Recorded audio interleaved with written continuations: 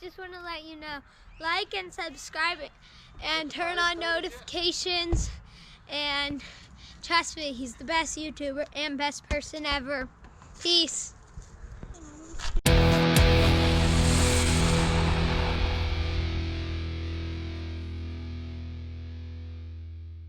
What's up, guys? It's a Pittsburgh Picker, and I'm going to do something a little different today. Since I'm I can still consider myself a new eBay reseller. Like I said, if you haven't watched my previous videos, I've only been in this for almost a year. It'll be a year in February, I believe. So I feel like I'm new. I know a lot of people out there have been doing this for years, and a lot of the YouTubers out there have been doing this for a very long time. And at the beginning, I've talked about it, but I've never actually shared with you some of the things we did that just failed. And when I say failed, I'm actually going to go through some of them because some of them are still here with us. So today's video is actually what didn't sell on eBay and what hasn't sold on eBay and what may never sell on eBay. I don't know. So let's get right into some of these worthless items I have in front of me, or what seems to be worthless. First things that I got here are some old Atari game. This one's Missile Command, and this one's Star Raiders. I don't even know how long we've had these. We picked them up at a flea market, and it was a lot of like 30 of them or something like that. And I think we paid $50 for all of them. And we sold off most of them, but I don't think we made $50 yet. The only reason we sold these is we were starting to put them on for $1 plus shipping, and people were buying them. Other than that, I think we lost $20 on the whole deal. And we still have these two plus one more up there, which I didn't even want to dig through the drawer to get it. So, yeah, that did not work. And Atari games were collectible at one point several years ago. The market is just tanked on these things, and they're just not. They don't sell. So yeah, if you find old Atari games, unless you have the old system and a bunch of games, then you might stand a chance. But even that would be a risk, I would think. But yeah, if you have the old system and you want to lot them up with a bunch of games, you might be able to sell them. You're probably going to sit on it for a while, but you might be able to sell them. But just plain Atari games, they're just not going to sell. And unless they're really rare. There's a few out there that are very rare that, that collectors will buy, but the real common ones that you see a lot of them, these two being two common ones, you're going to hang on to them for a while. Some of the next items we bought, I would say our first month into selling, and I don't know why we thought this would work, but we started going to antique stores, and a lot of the antique stores would have like a back room or like an area that sold vintage or somewhat vintage video games. And we just started buying them, and a few of them actually sold, and we did get lucky on a few of them. So I don't want to deter you from going to these stores, but just know that a lot of these people that have these booths also sell on eBay or sell online in some fashion. So they do have a fairly good idea of the market for them. And then the stuff that, they have left out in the booth, a lot of the times is stuff like this.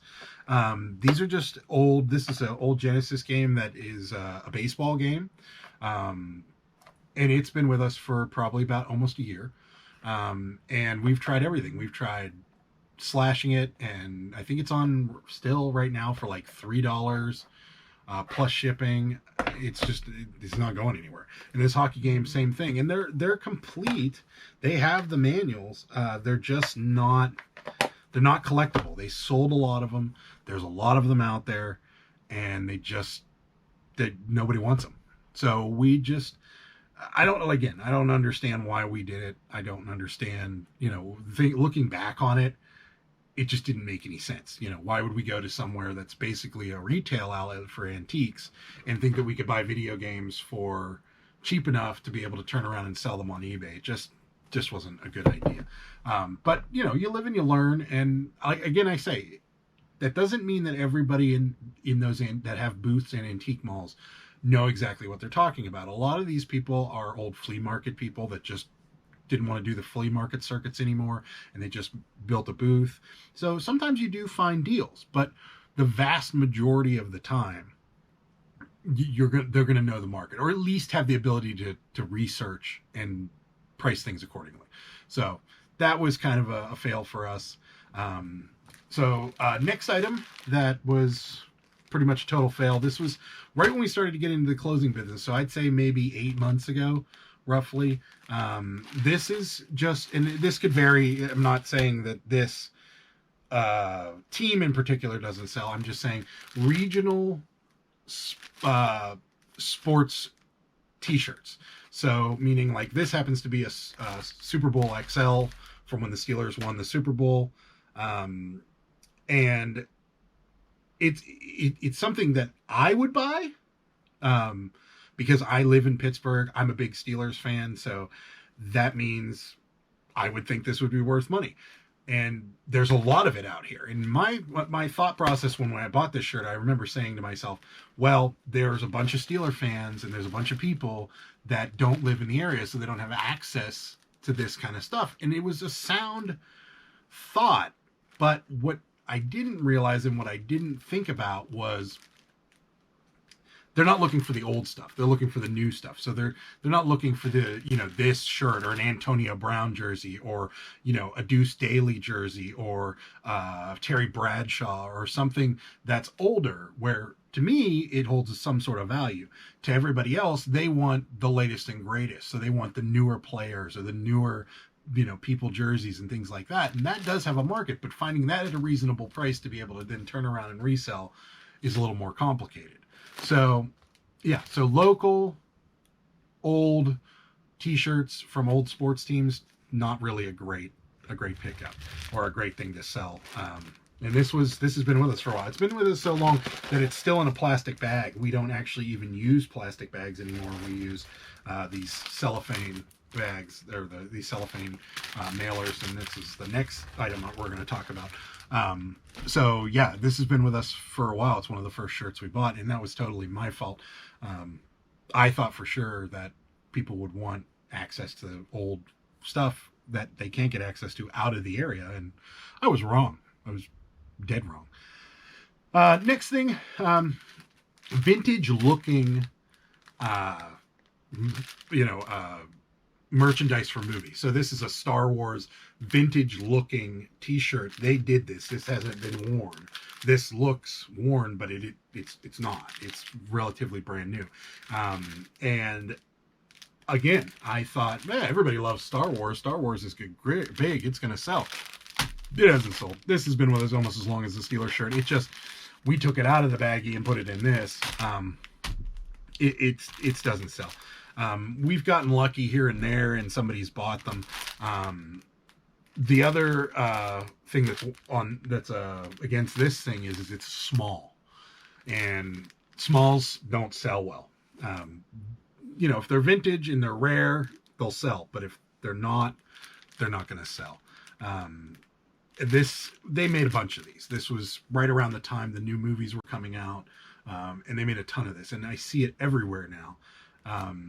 And it just took, a couple fails really to figure out that I shouldn't be buying this stuff. And you can get it cheap. You can get it for a couple bucks.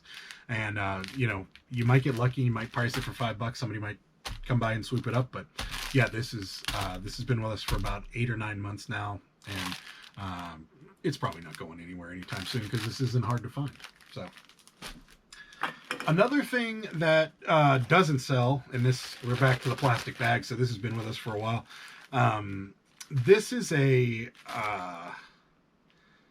it's a local fundraiser t-shirt, and it's funny. It's like the holiday fitness fun run challenge, and it has a funny little logo on it. And I understand the rationale on why we bought this, because we thought people would buy this to be ironic, or to be funny and have a shirt from an area that they know nothing about.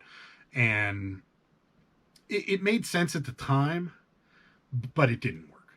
This has been with us for almost a year now too, and it's not going anywhere probably anytime soon. Now the holidays are coming up, so we'll hold on to hope that this guy's going to actually sell, but I don't think so.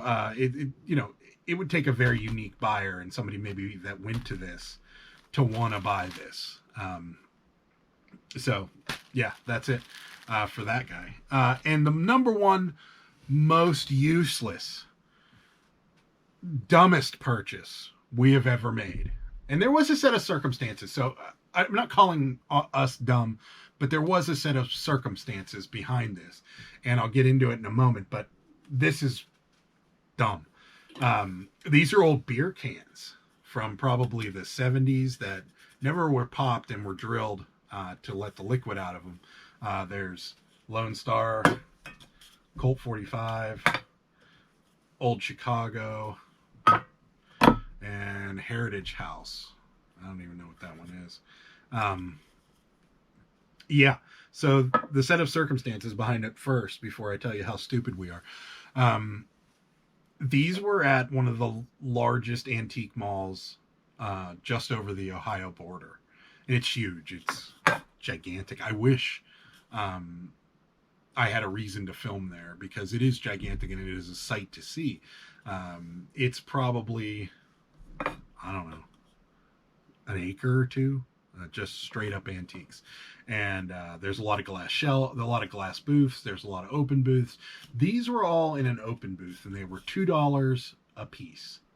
And we thought, people love old stuff like this, especially, guys for their game rooms or their man caves or whatever you want to call it. They'll love these. And at now, the set of circumstances I was talking about, this antique mall is in a very rural area. I always say that word wrong, rural area. And you get no service once you get to the back. So what we were doing is we were looking things up. And when we got to these, we realized we don't have any service, so we can't look them up. And we thought, we'll just take a shot at them. What are the chances nobody would pay $4 for this beer can? Well, the chances are exactly zero.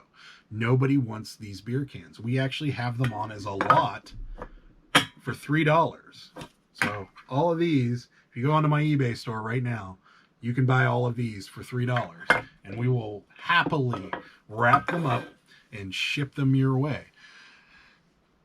But that's, we're going to take a loss, and it's fine. It was a learning experience. We learned quite a bit, by one thing is that, we probably shouldn't be sourcing what we're looking for at antique malls.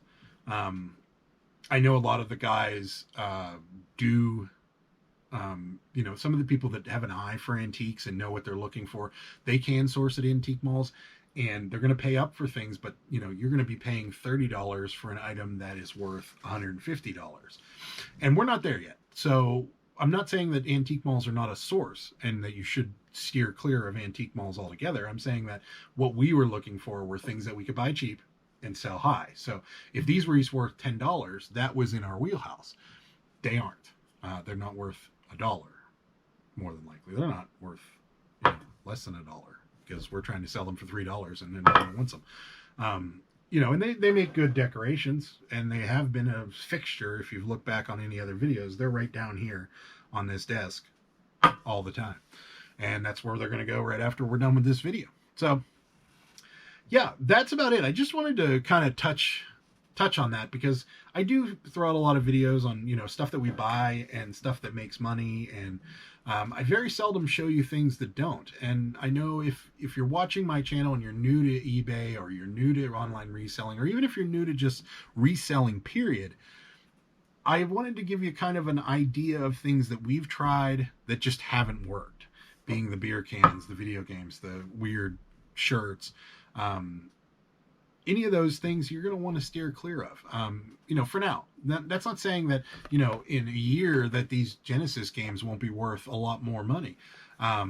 They might be, but for now, this is the way the market is, and they're just not going anywhere. Now, vintage beer cans, would they come back? Probably not, but they could. It's very possible. So that's about it. So please, if you like this video, please give it a like. Definitely subscribe to the channel. We've got a lot more coming up. We're planning another road trip. This time, hopefully, to Cincinnati. We're still getting the details together, so if that doesn't come up in the next week, next week, don't be mad at me. We're still trying to get the details together, but we want to go to this. It's an Amazon return store, and there's been a lot of guys out there that have had really great finds, and there's also been a lot of problems, Vero issues, and so forth. So we do want to give it a shot. There is some Goodwill bins out in the Cincinnati area, so we're going to try and make it an overnight trip with a trip to this Amazon return store, as well as probably some thrifting. So stay tuned for that. So definitely subscribe so you can check all that stuff out, and hit the notification bell for sure. And that's about it. Thanks so much for watching. Bye.